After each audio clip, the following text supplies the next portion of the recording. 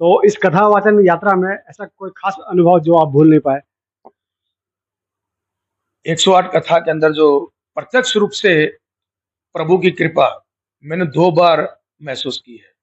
एक बार तो आपके इसी तलैया में, झूमर तलैया में, जब मैं सुखदेव जी की प्राकट्य का वृत्तांत कर रहा था और उसी दिन में साक्षात भगवान सुखदेव वहाँ कथा में प्रकट हुए और पूरी यहाँ की जनता उन्होंने अपनी आंखों से इसको देखा।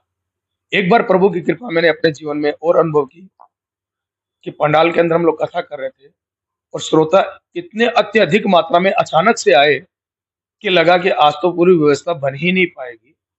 और प्रभु ने कृपा की, प्रसाद की व्यवस्था हो, चाहे पंडाल में बैठने की व्यवस्था हो, चाहे भोजन की व्यवस्था हो, अचानक से आए हुए इतनी भीड़ को भी, इतने श्रोताओं को भी प्रभु ने बड़े दिव्यता के साथ में परिपूर्ण किया महाराज। जब कोई व्यक्ति दुखी या निराश होता है, तो आप उसे भागवत से कौन-सा संदेश देने की सलाह कर देंगे?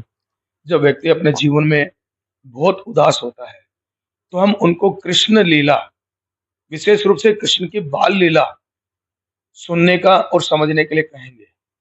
जितना संघर्षमय जीवन भगवान श्री कृष्ण का रहा है, शायद इस पृथ्वी पर किसी और का इतना संघर्षमय जीवन रहा हो।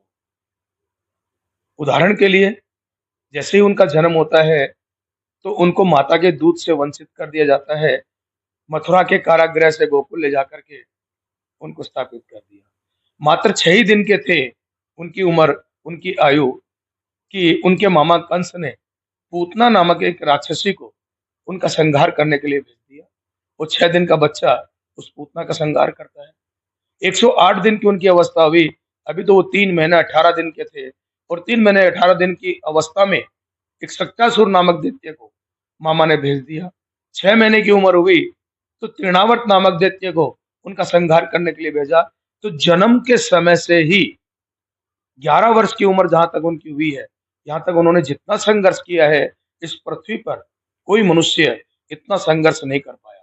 तो अपना मनोबल बढ़ाने के लिए हम कहेंगे कि कृष्ण की बाल लीला, लीला पुरुषोत्तम की बाल लीला जरूर दर्शन करें, उससे उनका मनोबल बढ़ेगा।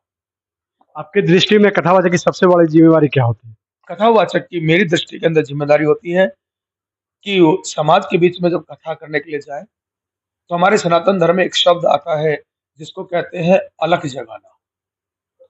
जहाँ ये शब्द आता है, उस शब्द को लेकर के हम लोगों के मनुस्मृति में आता है कि मांगने के लिए कोई आया है। अलग जगाना मतलब मांगना, मांगना नहीं होता अलग जगाना।